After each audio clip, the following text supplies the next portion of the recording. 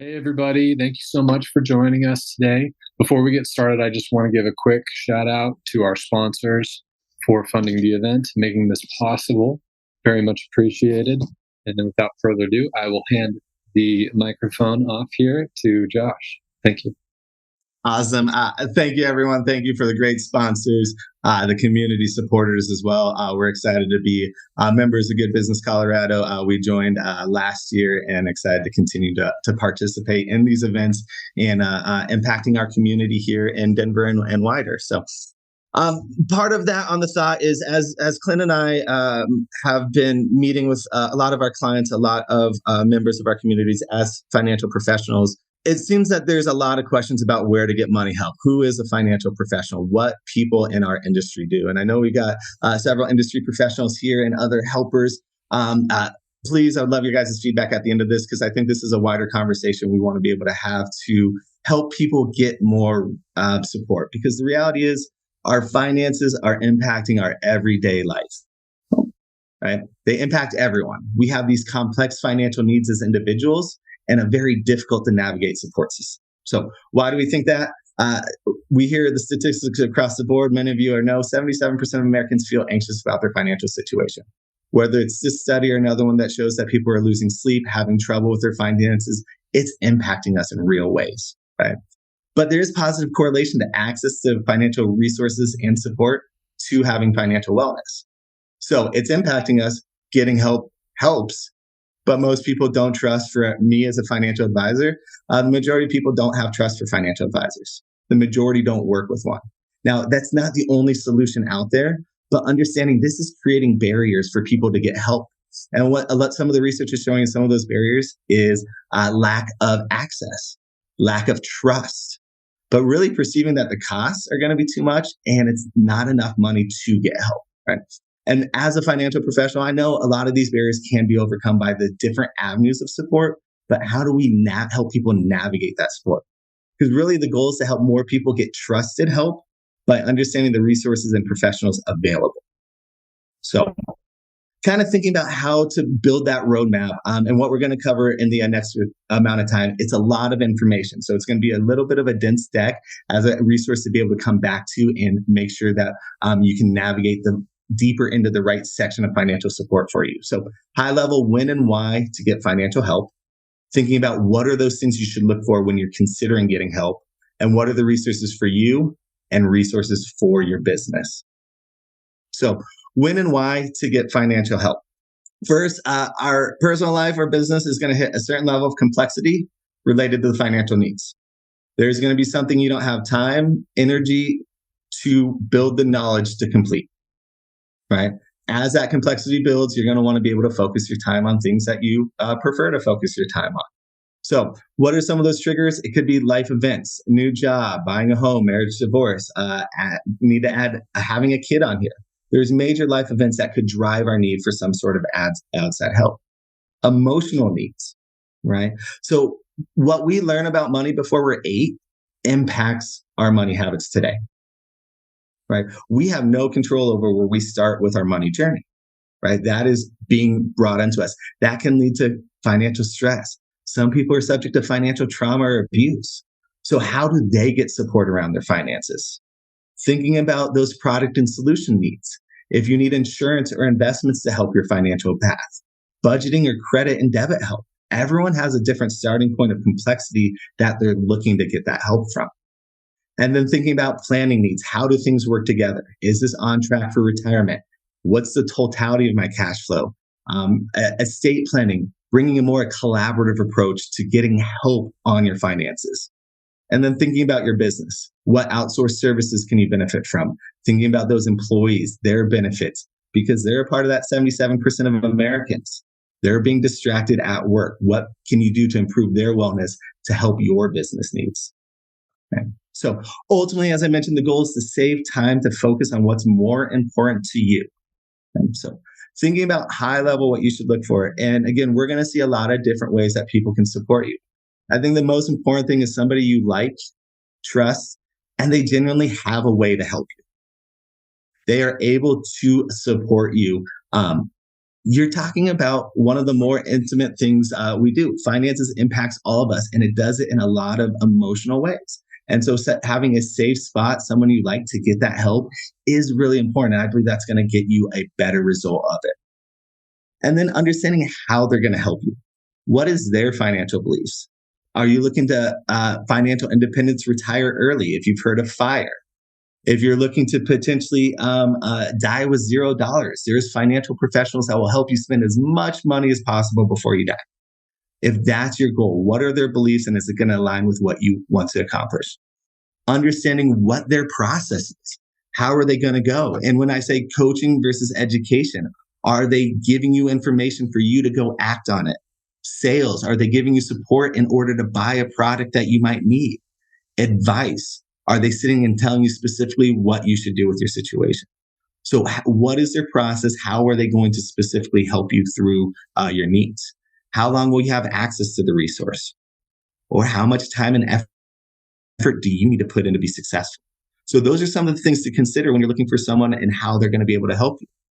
Now, understanding that what their qualifications are. Are they qualified to help you? Do they have the right experience? Do they have experience for your specific needs? What licenses, registrations, or certifications do they have? You can look this stuff up. All licensed professionals are in the FINRA broker check system. So you can see a history of how they're doing with their clients. Have they had complaints? IAPD is for advisors. You got the state insurance databases to make sure that you're getting qualifications for your support. Right? And then understanding is what standard do they hold to. Are they a fiduciary? Are they always acting in your best interest? Or are they acting in that transaction under a best interest standard? It's nuanced, but it's different. Understand what that is as you're investigating and ask those questions to the professional you're talking to. Then the big one is how they can help you, how they get paid, right? That's an important part of understanding the alignment. How transparent is the pricing? Are they receiving commissions? Is it fee only, right? Where a AUM fee, where they're charging a percentage of assets, or a fee for service. You're just paying them for the service you're getting. Fee-based is going to be a hybrid of those two, right? So how are they getting paid? What is that doing to drive their process and how they're helping you? And then the other fees that might come up of it. Is there anything ancillary? And this all drives down to, can they manage the conflict of interest? Is it able to, for your situation, to meet your needs? Because again, we want somebody you like, trust, and has a way to help. There's a lot of different ways to help. Making sure that you just understand what you're getting out of it is paramount of importance. So thinking about where the resources for you as an individual, and this first category I'm going to call the not financial advisors, defining that as there are resources and professionals that can help you with education or coaching needs, but they typically do not have a financial license, right? So using financial license as the line for a financial advisor versus these not financial advisors. A lot of great free resources out there, government and nonprofit. Some of our community partners through Good Business Colorado offer resources. Financial education through free access to planning tools and education. But this is going to be very much a DIY approach. Your cost is the time you put in there, right? But they're funded by government budgets, grants, and donations. And so you're not paying for a lot of the services. Or if you are, it could be a nonprofit offering free or low-cost resources to help you navigate. So no longer just things you got to navigate yourself. There are some free resources to help you navigate certain things. Getting into Medicare, Medicaid, other government programs. Now, a big emerging area, financial influencers, financial education through free media content. This is not just social media. There was a top 10 Netflix show, I Will Teach You to Be Rich. Ramit Sethi is a financial influencer. He is sharing that information to help people improve. It is free content for you to do. Now, how he gets paid, how the influencers get paid, it's really varying by why they're creating the content. It could be direct for the product, for sales that they're doing through paid partnerships, through a very traditional social media payment model, or indirect. It could be a part of their marketing strategy. They want to give out free information in order to build trust. And so when you hit that level of complexity, you can now talk to their services. Now, what the outcome is this is 80% of millennials and Gen Z, younger generations, are getting some sort of advice from social media. And most are reporting an improved financial literacy as a result. So it's great to have these free resources out there.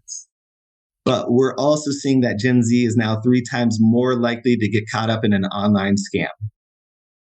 So there's a lot of great advice out there, but there's a lot of not so great advice out there and risks out there. So again, understanding how they're getting compensated, what they're offering can help protect us and get the resources and the benefit of the resources available. I'm going to fly through this section with our time being a little bit short today, but financial education, thinking about financial counselors and coaches, they're going to be different complexities. A financial counselor can help you with such debt management, credit repair. They're going to focus on a specific need. Financial coach is going to bring education to help you determine financial goals and build good money habits. Dave Ramsey has a very famous financial coaching program. And this getting to the last bullet point, if you ask regulated people about some of his suggestions, there is some disagreement with how he approaches. But if you look at what he does and the impact he has, people are improving their financial situation. So, right, understanding when financial coaching would be right for you. It can be similar with counseling. It can be programs. It can be one-on-one online group or guided programs. The next kind of level of non-licensed professional, and these professionals will typically have some sort of license, is your financial therapist.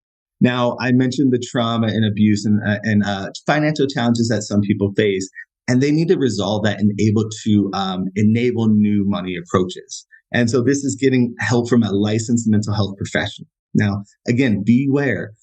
At a CPA, a CFP, other advanced financial designations can get a certificate in financial therapy.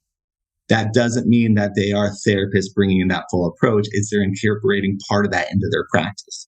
So understanding what you need and what you want out of it helps you navigate to get to that right resource. So moving on to probably the more confusing section is financial advisors. And this is where talking to partners who have a lot of confusion of what a financial advisor is. And I get why.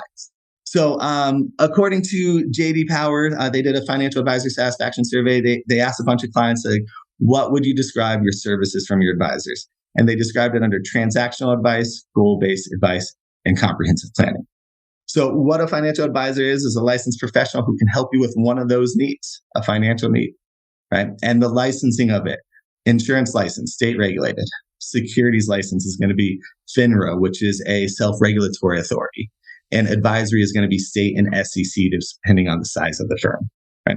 So a financial advisor might be dual or tri-licensed. They might come up in several different categories and have an insurance, a securities, and an advisory license.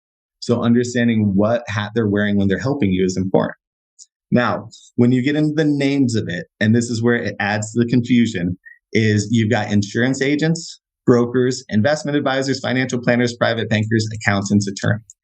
Any of us can call themselves a financial advisor, right? So that adds to what the confusion around and understanding what type of financial advisor you need. Now, touching on the payments, and I mentioned this early, commission fee-based, fee only, the broad spectrum of payments you see across the industry. Designations, you can look for advanced designations. Some of the big ones, CFP, CPA, CFA, but there's over 240 specific designations. Divorce, financial specific, things like that. Now, running through this again quickly on this page, accountant, they can help you file your taxes, prepare your accounts, represent you in front of the IRS. Not all are qualified to do that. Understand what you're getting help with. Attorney. Attorneys can help you accomplish some of those legal related financial goals. Estate plan documents, reviewing financial contracts. Private banker, typically for high net worth, get the most benefits out of working with your bank. Moving into the more common financial advisor space, and these are going to be your financial sales support. This is going to be commission-based. An insurance agent is going to use some sort of financial insurance product to help you solve the need, right? Important thing to have that insurance at risk management. A broker is going to do similar with a security or other financial product. So they're going to have licenses to help you get the right products in place, enacting that transaction. Moving on to the next level, fiduciary level advice. And so this is thinking an investment advisor are held to a fiduciary standard, always in your best interest. They're either paid a percentage of assets or a fixed fee for the investment management, right? Registered at the state and SEC level as an investment advisor. Now, they may offer financial planning help. And so if you think about what JD Powers was saying is transactional advice. If somebody's helping you enact a transaction, that's where the advice is going to be concentrated. Goal-based advice, if somebody's helping you manage your assets for your future goal, that's going to be where the support is concentrated. Moving into as a financial planning category is offering comprehensive advice on wealth management needs. And so this is either collaborative or ongoing. A fixed fee could be a fixed fee, a flat fee, or it could be as a part of a investment advisory contract. So this is where those two can be potentially working together, right? So again, if you think about it, insurance needs, investment needs, goal-based planning, or comprehensive planning are kind of where you can get 4 different types of paid professionals to help you, or understanding how your professional is helping you in those capacities. Now, I know we're hitting our time quickly, and I apologize. I was budgeting for 20 minutes, not about the 15 that we were given today. So I'm going to fly through this real quickly. But helping for your business, breaking into 2 categories: operational needs for your business. Free resources are still out there. But what are those operational people that can come and help your business? Payroll providers, bookkeepers, accountants, insurance, fractional CFOs. This is where Financing Options Business Advice, reach out to those members of the Good Business Colorado community because they've got so much great information. Your employees struggling with those financial challenges, benefits brokers helping you get the right benefits in place, record keeper to offer a plan, advisor to help you offer the right plan. And this is where I really want to call out some of our colleagues on the phone with their presentations coming up, financial wellness programs. Designing a financial wellness program to understand the needs of your employees and make sure that they're getting what they need as a part of it. Tools like emergency savings is a benefit. And I believe, Megan, that's what she's going to be covering just after this. So a lot of great follow-up information from other professionals in these areas to get some help. So I know that was fast. Clint and I are with Better Pockets Financial. We own the firm. We are state registered here, investment advisors. We do offer that collaborative financial planning and investment management. We also do retirement plan advice and financial wellness and education through our retirement plan clients. So a little bit different model than some of the others out there around financial wellness. But any follow-up questions, please let us know. We will respond to any Q&A through some follow-up as well. Awesome. Thank you guys so much. Sorry about the time. And Clint, did you have anything you wanted to add? Nothing further except to say that we appreciate you all. We appreciate Good Business Colorado and the method in which you are supporting small business organizations. And like Josh mentioned, if there are additional questions or you want to talk further, we're going to be here the rest of the day and tomorrow. And you can reach us on our website as well. Great. Excellent. Thank you.